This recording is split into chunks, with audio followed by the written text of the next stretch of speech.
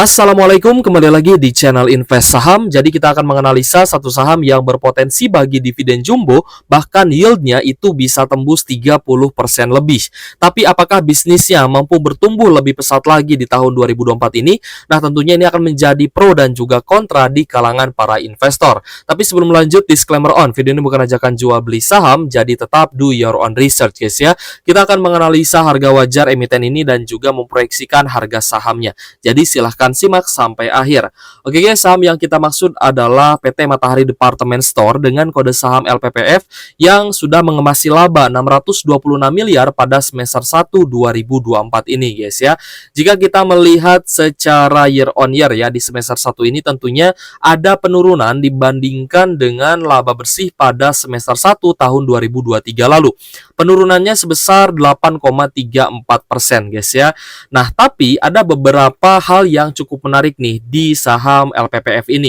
Nanti kita akan bahas juga guys ya. Kita akan bahas dulu lah dari sisi kontraknya atau yang jeleknya dulu gitu guys ya. Jadi LPPF ini sudah menutup 2 gerai ya guys ya di awal Juli 2024 kemarin dan tujuannya adalah untuk efisiensi. Karena ya manajemen sendiri melihat 2 gerai ini pengunjungnya kurang dan juga kinerjanya tidak bagus gitu ya, penjualannya kurang bagus ya karena LPPF ini kan mendapatkan pendapatan itu dari penjualan brand fashion gitu guys ya, tapi beberapanya itu adalah konsinyasi sistemnya. Jadi bukan produk mereka sendiri, mereka itu mendapatkan barang ya dari brand-brand. Nah, mereka menjual produk tersebut milik brand orang lain gitu ya. Jadi sistemnya konsinyasi seperti itu. Nah, jadi di sini pasti akan menuai pro dan juga kontra ya. Meskipun memang LPPF ini bisa dan akan bagi dividen jumbo lagi, tapi pertanyaannya apakah masih bisa melakukan ekspansi bisnis dan terus bertumbuh ya guys ya labanya pada tahun 2024 ini. Nah, tentu saja ini menjadi pertanyaan besar ya guys ya untuk kita karena kita tahu bahwa segmentasi pelanggan dari Matahari Department Store adalah menengah ke bawah. Tapi mereka itu buka gerai yang ber-AC, tempatnya nyaman gitu guys ya. Ibaratnya di mall ya, di gedung yang ber-AC dan tentunya operasionalnya juga akan cukup mahal. Ya sedangkan produk yang dijual adalah produk yang dari brand ya guys ya dengan sistem konsinyasi tadi. Nah, jadi ini menjawab tantangan ya guys ya di mana PT Matahari Department Store kita lihat memang manajemen perusahaannya cukup bagus ya guys ya di mana rutin bagi dividen, labanya juga ada pertumbuhan. Kalau misalkan kita melihat pada semester 1 ini ya meskipun tadi ada koreksi 8%-an tapi secara full year diproyeksikan akan tumbuh ya guys ya. Langsung saja kita lihat di sini ya. Nanti kita bahas harga sahamnya juga ke teman-teman apakah sudah menarik atau tidak. Karena hari ini cukup sideways ya di 1460 per saham, tapi kita akan fokus dulu ke laba bersihnya. Di mana pada kuartal 1 2024 ya guys ya, LPPF ini mencatatkan kinerja yang sangat bagus ya. LPPF ini laba bersih pada kuartal 1 2024 itu melonjak 35,9% dan tembus 3,7 triliun ya untuk pendapatan ataupun penjualan LPPF ini. Jadi di kuartal satunya bagus, tapi kuartal 2 secara year on year itu turun. Dan kalau misal kita bandingkan juga secara year on year dari full semester 1 ini juga ada penurunan guys ya. Tadi kita lihat sekitar 8,3%-an. Ya, jadi LPPF ya yang menarik dari saham ini adalah jika kuartal 3 dan kuartal 4 labanya bisa stabil. Ya, dan kita lihat kuartal 3 LPPF ini ternyata rata-rata mengalami penurunan bahkan tahun 2023 mengalami kerugian. Jadi ya guys ya, sebelum rilis kuartal 3 nanti, jika teman-teman tertarik dengan saham LPPF ini, maka harus cuan bungkus dulu guys ya, sampai nanti rilis kuartal 3 teman-teman harus sudah out dulu ya. Mau tidak mau harus seperti itu karena kita mengantisipasi kuartal 3-nya jelek atau malah merugi. Lalu kapan kita bisa masuk lagi ya setelah rilis kuartal 3 nanti either akan bagus atau jelek. Ya kalau jelek pasti kita dapat diskon, kalau bagus ya harganya naik ya gitu aja, simple gitu kan. Lalu kita masuk lagi kapan? Kita masuk lagi sebelum dividen karena dividennya ini sangat besar guys. Tadi kita sebut ya guys ya bahwa dividennya bisa tembus di atas 30%.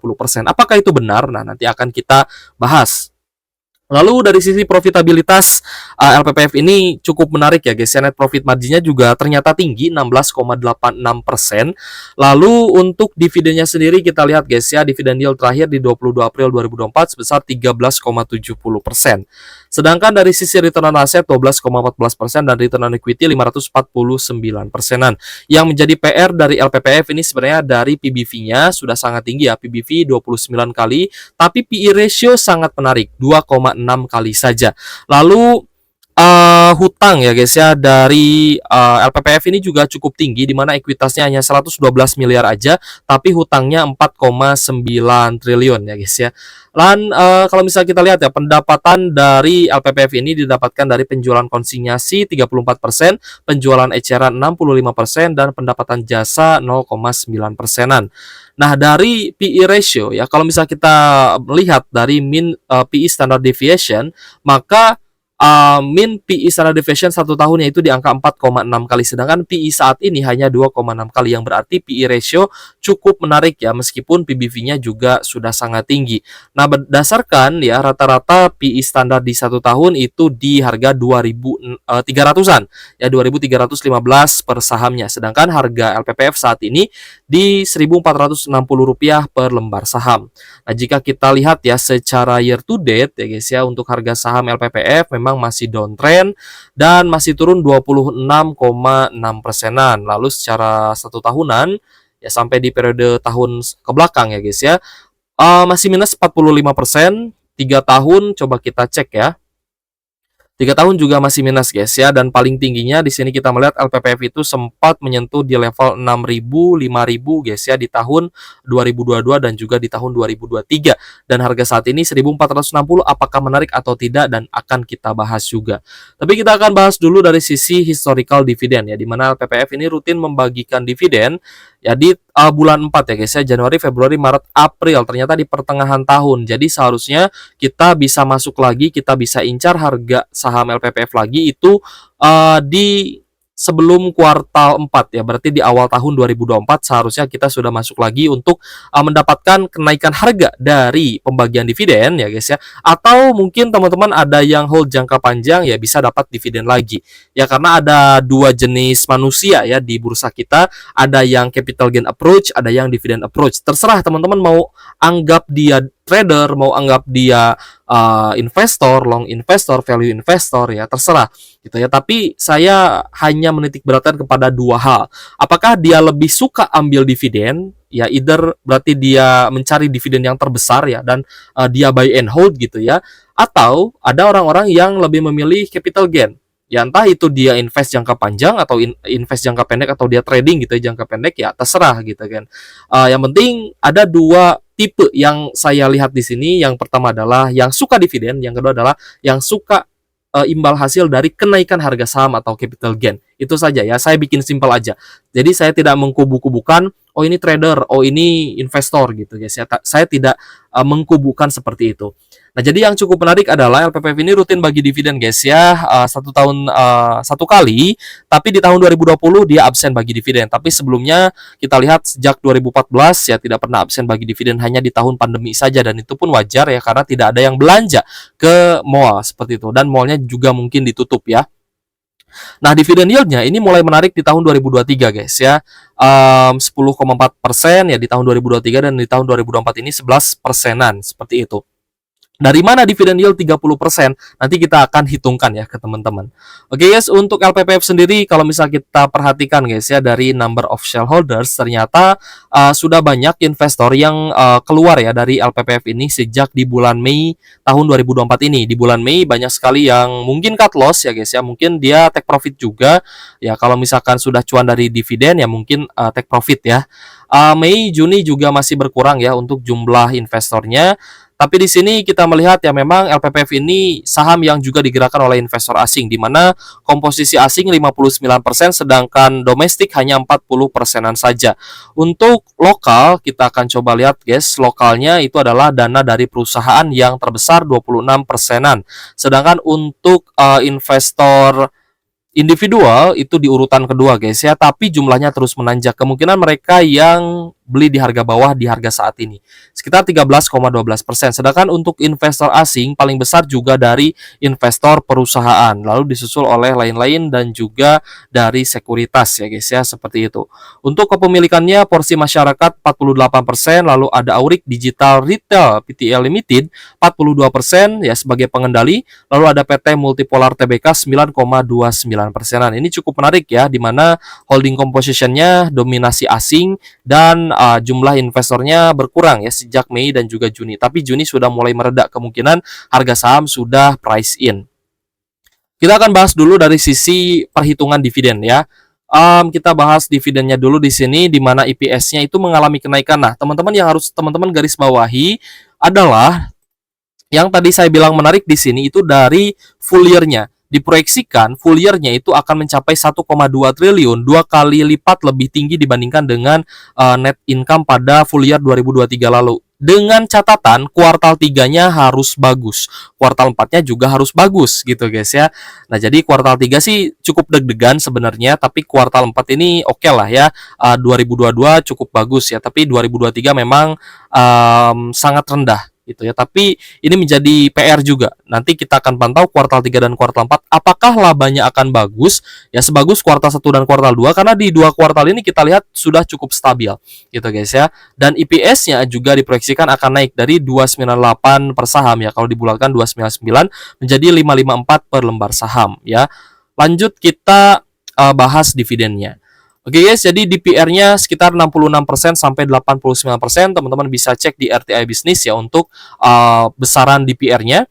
Dengan dividen 366 per saham sampai Rp493 per saham jika DPR-nya di range 66 sampai 89% seperti 2 tahun sebelumnya, maka dividen yield-nya itu sekitar 25 sampai 34%-an. Dan ini tentunya sangat tinggi ya guys ya, lebih tinggi daripada imbal hasil dividen yield dari saham batubara sekalipun seperti itu. Bahkan mungkin ya bisa di-compare lah ya untuk dari sisi dividen yield-nya. Nah, dari sisi harga wajar kita pun akan bahas. Di sini kita menggunakan metode Benjamin Graham Fair Value untuk pertumbuhan IPS-nya growth CAGR sebesar 3,95% saja ya, tidak terlalu besar juga. Tapi berapa sih harga wajarnya? Karena kan di harga saat ini 1.460 katanya sudah murah gitu kan. Langsung saja kita buka untuk harga wajar yang kita hitungkan berdasarkan proyeksi atau estimasi EPS full year 2024 yang ini guys ya, estimasi full year-nya di 544 per saham ini guys. Nah, berdasarkan proyeksi estimasi full year 2024, maka harga wajar LPPF jika laba kuartal 3 dan kuartal 4-nya bagus, maka harga wajarnya seharusnya di 4.700-an dengan margin of safety 69%, sedangkan harga saat ini 1.460 per saham. Seperti itu. Sebenarnya harga saat ini itu sudah price in ya, meskipun PBV-nya tadi kita lihat tinggi, tapi book value per share ya, jika kita kalikan dengan PBV-nya itu sudah price in guys, 1460, pas banget ya guys ya. Di harga saat ini ya sudah sesuai ya saya rasa. Lalu IPS kali 5-nya di angka 2.700-an, IPS kali 10 sama dengan mahal di angka 5.500-an. Ya teman-teman bisa nilai sendiri lah ya di harga saat ini apakah sudah murah atau tidak. Menurut saya pribadi harga saat ini sudah cukup menarik. Ya, coba kita lihat untuk harga LPPF. Nah, ternyata LPPF ini berada ya harganya itu berada di bawah MA50-nya. Ya, MA50 di 1.500, untuk harga saat ini di 1.460. Di 3 hari terakhir kita melihat ya volumenya sih akumulasi guys ya, dan cukup menarik karena LPPF di harga saat ini ternyata sudah oversold atau jenuh jual dan punya potensi untuk naik lagi. Jika saja kembali ke resisten satunya sekitar 1.600-an ya, kenaikannya coba kita ukur guys ya. Kenaikannya sekitar 11%-an ya, kalau misalkan sampai di 1.600-an ya, 10-11%-an lah ya. Tapi jika kita mau targeting lebih tinggi lagi ya, maka di sini ada resisten kedua yaitu di MA150 sekitar 1750, itu kenaikannya 20%. Lalu jika naik ya sampai di resistance selanjutnya ada di 1870-an, maka kenaikannya 28%, next sampai di resistance selanjutnya di 2000-an ya guys ya. 2000-an itu sekitar 37%-an. Jadi untuk LPPF absennya sih cukup tinggi ya guys ya, karena saham ini memang cukup downtrend. Jadi buy on weakness saya rasa LPPF cukup menarik dengan potensi pembagian dividen yang lebih tinggi lagi. Tapi kembali lagi, teman-teman harus berhati-hati dengan kuartal 3-nya. Mendekati laporan kinerja atau laporan keuangan kuartal 3, lebih baik teman-teman take profit dulu saja. Kita akan coba lihat ya dari sisi seasonality ya, untuk memperkirakan kira-kira di bulan apa sih LPPF ini biasanya akan bagus gitu atau akan hijau. Nah, di bulan Agustus September ternyata biasanya LPPF ini memang closing merah ya guys ya. Probabilitas kenaikannya hanya 29% dan di bulan September hanya 33%. Tapi cukup tinggi ternyata di bulan Oktober, November, dan Desember. Bahkan di akhir tahun di Desember kenaikannya cukup tinggi. Teman-teman juga bisa tahu kenapa. Pasti itu karena banyak yang mengincar kenaikan harga dari dividennya. Ya karena dividen LPPF ini kan cenderung tinggi gitu guys ya. Jadi pasti banyak yang masuk di antara bulan September Oktober lah ya, dan semoga saja nanti pun kuartal 3-nya bagus, banyak yang masuk juga di antara bulan September dan Oktober ini sehingga harga saham LPPF bisa rebound lagi. Karena kita melihat untuk harga sahamnya saat ini ya guys ya, ini sudah cukup menarik lagi kalau ya akumulasinya bagus gitu guys ya. Mungkin kalau akumulasinya sangat-sangat bagus ya saya juga akan masuk ya. Tapi kita lihat di sini sih cukup netral. Coba kita cek di 3 hari terakhir sejak 31 Juli kemarin. 31 Juli ya sampai tanggal 2 Agustus 3 hari sih ada normal akumulasi dari ZP ya guys ya. Retailnya juga mulai masuk ya guys ya, banyak sekali investor retail yang masuk. It's okay ya guys ya, dan kita lihat ZP akumulasi 860 jutaan ya di LPPF. Cukup menarik sebenarnya untuk LPPF ada normal akumulasi. Menurut teman-teman apakah LPPF menarik atau tidak? Boleh tulis pendapat di kolom komentar dari analisa yang sudah kita lakukan ya, di mana dividennya berpotensi bisa tembus 34%-an ya, 25 sampai 34% dengan margin of safety 69%-an, dan potensi kenaikan harga saham tadi kita lihat ya 30% lebih masih dapat. Oke guys, jika menurut teman-teman menarik boleh tulis pendapat